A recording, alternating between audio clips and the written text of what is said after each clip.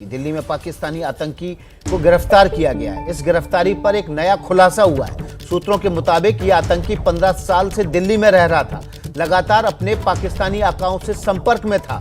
आतंकी अशरफ उर्फ नूरी, सूत्रों के मुताबिक ये दिल्ली में पिछले 15 साल से रह रहा था और अपने पाकिस्तानी आकाओं को लगातार सूचनाएं और जानकारी भेज रहा था। सूत्रों के मुताबिक खुलासा यह भी हुआ है कि आतंकी अशरफ नूरी ने दिल्ली में ही शादी भी की थी, लेकिन उसकी पत्नी साथ नहीं रहती है। सूत्रों के मुताबिक पूछताछ में अशरफ और नूरी कई जानकारियां छिपा रहा है। आज पुलिस नूरी को कोर्ट में पेश करेगी। पुलिस पूछताछ के लिए नूरी की 14 दिन की रिमांड भी मांगेगी। दिल्ली पुलिस के मुताबिक ये आतंकी बड़ी साजिश को अंजाम देने की फिराक में था।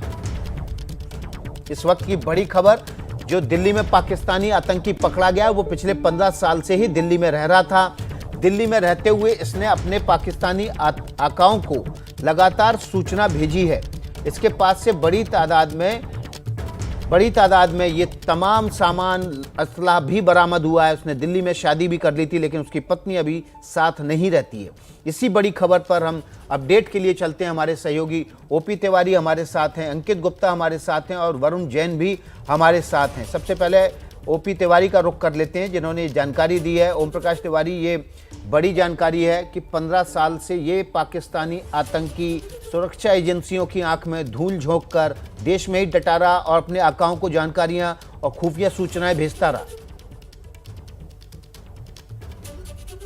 बिल्कुल विकास, उससे पहले मैं आपको एक और बड़ी खबर बता दूं, जो अब तक की पूछताछ के दौरान पता चला है कि नूरी और अशरफ नाम का यह आतंकवादी दिल्ली में पाकिस्तानी आतंकी स्लीपर सेल का हेड भी बताया गया है। या स्लीपर सेल के हेड का मतलब है कि जो भी आतंकवादी, जो पाकिस्तान समर्थित आतंकवादी गुटों से जुड़े होते थे, वो जब दिल्ली आते थे या दिल्ली आसपास के इलाकों में जब भी उन्हें कोई वारदात करनी होती थी तो वो नूरी के संपर्क में होते थे।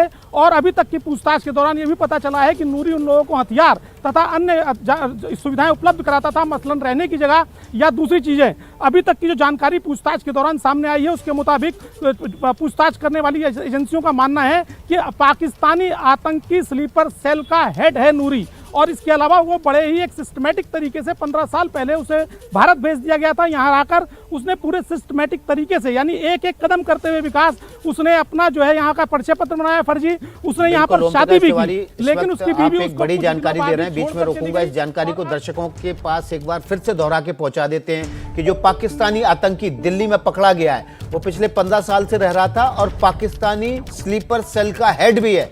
वो दिल्ली में आने वाले तमाम आतंकियों और पाकिस्तानी आतंकियों को तमाम सुविधाएं भी मुहैया कराता था। गिरफ्तार आतंकी पाकिस्तानी स्लीपर सेल का मुखिया है और तमाम जो स्लीपर सेल हैं जो दिल्ली और देश में काम कर रहे हैं, उनका ये मुखिया है। दिल्ली में आने वाले तमाम आतंकियों को ये सुविधाएं, हथियार, सब कुछ मुहैया कराता था। ओम प्रकाश तिवारी, और क्या जानकारी? देखिए विकास, मैं आपको फिर एक बार स्पष्ट तौर पर बता दूं और अपने दर्शकों को भी कि दिल्ली स्थित पाकिस्तानी आतंकी स्लीपर सेल का हेड बताया गया है। दिल्ली स्थित, यानी दिल्ली में जो भी आतंकवादी आते हैं, दिल्ली एनसीआर में भी उन्हें कोई कार्रवाई करनी होती या दिल्ली से अगर वो बाहर जाते तो उनको तमाम रहने, खाने, बैठने, उठने और इसके अलावा हथियार, विस्फोटक, दूसरी चीजें मुहैया कराने की जिम्मेदारी इस आतंकवादी नूरी के पास थी। ये खुद को दिल्ली में पूरी तरह से एस्टेब्लिश कर चुका था और इसने यहाँ के फर्जी पासपोर्ट बनवा लिए थे, यहाँ का इसने फर्जी का दस्तावेज बनवा लिए थे और बाकायदा इसने ये इधर उधर के छोटे मोटे धंधे भी करता था, जिससे लोगों को ये लगे कि छोटे मोटे काम करके वो अपना पेट पाल रहा है। दूसरी अहम बात, उसने यहाँ पर खुद को एस्टेब्लिश करने के लिए शादी भी की थी, लेकिन अभी तक की पूछताछ के दौरान पता चला है कि उसकी पत्नी उसे छोड़कर चली गई। अब दिल्ली पुलिस उसे आज कोर्ट के सामने पेश करने जा रही है, जहां से उसे 14 दिन की रिमांड पर लिया जाएगा, क्योंकि पूछताछ करने वाले अधिकारियों के मुताबिक अभी भी अनेक ऐसी जानकारियां हैं जिसे नूरी लगातार छुपा रहा है और वो राज उगलवाने के लिए उसे आज कोर्ट में पेश करके 14 दिन की रिमांड मांगी जाएगी। विकास जी, तो ओम प्रकाश तिवारी बड़ी जानकारी दे रहे हैं कि ये स्लीपर सेल का हेड है, पिछले 15 साल से यहाँ पर एस्टैब्लिश हो चुका था। लगातार जो आतंकी दिल्ली में आते थे, एनसीआर में आते थे, उनको सुविधाएं भी मुहैया कराता था। वरुण जैन का रुख कर लेते हैं, जिन्होंने इस खबर को सबसे पहले एबीपी न्यूज़ के दर्शकों के सामने रखा, इस खबर को ब्रेक किया। वरुण, आखिर ये आतंकी इतनी अच्छे से रच बस गया था देश में, फिर ये पकड़ा कैसे गया? देखिए, लगातार राजधानी दिल्ली में भी आतंकवादियों की अभी हाल ही में गिरफ्तारी हुई थी। खुफिया एजेंसी से सूचना मिली थी, क्योंकि पुलिस के पास ऐसी जानकारी थी कि जो इनका जो लोकल नेटवर्क है, स्लीपर सेल है, वो दिल्ली के अंदर एक्टिव है और वही हथियार और दूसरी चीजें प्रोवाइड करा रहा है। और उसी खुफिया सूचना के आधार पर पुलिस मोहम्मद अशरफ तक पहुंची। आप देखिए, जो इसका पासपोर्ट मिला है वो तुर्कमान गेट इलाके से मिला है। इसने अपना ठिकाना वहां बनाया हुआ था।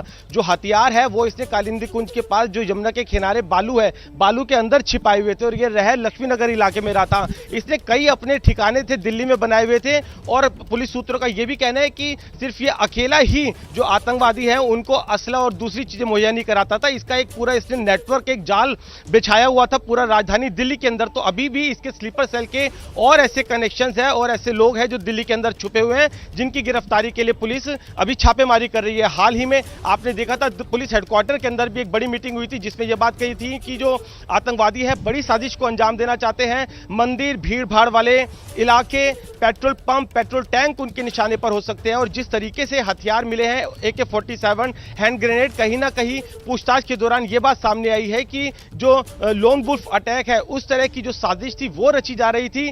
किनको इसको आगे ये असला और जो दूसरे जो वेपन्स है वो आगे पहुंचाने थे। तो कहीं ना कहीं इसका पूरा नेटवर्क और वो जो आतंकवादी जो आसपास दिल्ली या दूसरे शहरों में छिपे हो सकते हैं, उनकी तलाश में अब छापेमारी शुरू हो गई है। जानकारी दे रहे हैं कि इस स्लीपर सेल के जरिए जो आतंकी थे वो लोन वुल्फ अटैक को अंजाम देना चाहते थे, यानी कि अकेला एक आतंकी किसी हथियार के दम पर बड़े स्तर पर जाकर, भीड़ भाड़ वाले स्थानों पर जाकर कई लोगों को गोली का या हथियार से शिकार बना सकता था, उनके मौत के घाट उतार सकता था। लोन वुल्फ अटैक की घटनाएं ज्यादातर यूरोप और अमेरिका के देशों में होती रही हैं। अब ये बड़ी जानकारी वरुण जैन के हवाले से आ रही है कि इस आतंकी की कोशिश लोन वुल्फ अटैक करने की थी।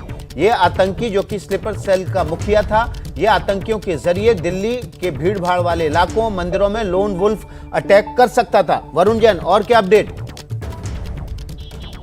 देखिए, बिल्कुल अभी क्योंकि इसकी हाल ही में गिरफ्तारी हुई है, शुरुआती तौर पर छन कर जो जानकारी सामने आई है वो यही है कि इसने अपना एक लोकल बड़ा नेटवर्क दिल्ली के अंदर फैलाया हुआ था। कई इसने अपने हाइडआउट्स बनाए हुए थे। यही वजह है कि जब इसकी गिरफ्तारी हुई है उसके बाद इसका जो पासपोर्ट है वो कहीं से बरामद हुआ है, जो हथियार है वो बालू के अंदर जो छुपाए हुए थे वो कालिंदी कुंज इलाके से बरामद हुए। तो ये सभी जो इलाके हैं वहां पर इसके स्लीपर सेल के जो और लोग हैं, नेटवर्क के हैं, जो हिस्सा है वो वहां पर मौजूद हो सकता है। साथ ही आगे के वो कौन से आतंकी संगठन के आतंकी दिल्ली और आसपास के शहरों के अंदर मौजूद है जो इसके संपर्क में थे, उनका पुलिस पता लगाने में जुटी हुई है। तो कहीं ना कहीं एक बड़ी साजिश, एक बड़ी कॉन्स्पिरेसी जो रची जा रही थी त्योहारों के समय में, जैसे इनपुट मिल रहा था उसको अनर्थ किया है और अब पुलिस इससे पूछताछ कर रही है। जी, तो दो बड़ी खबरें एबीपी न्यूज पर सबसे पहले दर्शकों के सामने आई हैं। ये खबर है कि एक तो ये पाकिस्तानी स्लीपर सेल का मुखिया था मोहम्मद अशरफ, जो कि पाकिस्तान के नरवाल जिले का रहने वाला है, 15 साल से देश में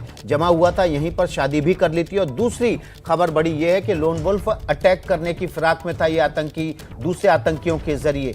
हम अंकित गुप्ता का रुख कर लेते हैं, लक्ष्मी नगर के रमेश पार्क इलाके में है जहां से इस आतंकी को गिरफ्तार किया गया। अंकित, आसपास वालों को कोई भनक थी कि यह आतंकी पाकिस्तानी है और कई सालों से यहीं पर रह रहा है?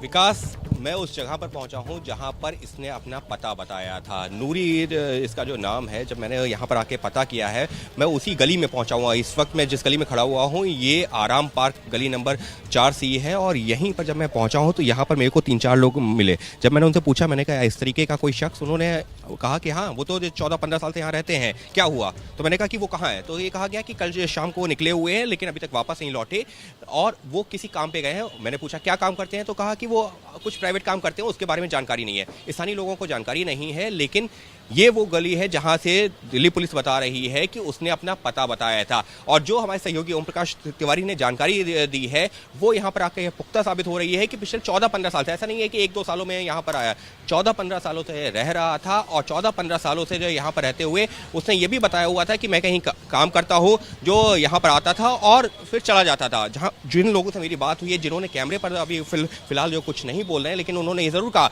कि वो ऐसा नहीं है कि रोजाना यहाँ पर रहते थे, वो कहीं और रहते थे यहाँ पर, लेकिन अक्सर आ जाते थे, यहाँ पर देखते थे और उसके बाद चले जाते थे। तो ये बात तो साफ हो गई है कि वो शख्स यहाँ पर जो दिल्ली पुलिस ने बताया है ये भी उसका एक पता है, लेकिन यहाँ के जो स्थानीय लोग हैं जिनसे मेरी बातचीत हुई, उन्होंने ये जरूर कहा है कि वो जो कहीं और रहता था, वो कहाँ रहता था इस बारे में जो किसी को कोई जानकारी नहीं है। लेकिन जिस बात का जिक्र ओम प्रकाश तिवारी लक्ष्मीनगर में नहीं बल्कि शास्त्री पार्क इलाके में ये जो इलाका है आराम पार्क कहलाता है, यहाँ से इसी पते का आईडी जो है इस आतंकी मोहम्मद अशरफ के पास मिला था। बहुत बहुत शुक्रिया अंकित गुप्ता, ओपी तिवारी और वरुण जैन, आपका इस बड़ी खबर पर लगातार बने हुए हैं। जो भी बड़ी खबर होगी आपको इन तीनों के जरिए सबसे पहले एबीपी न्यूज पर मिलेगी।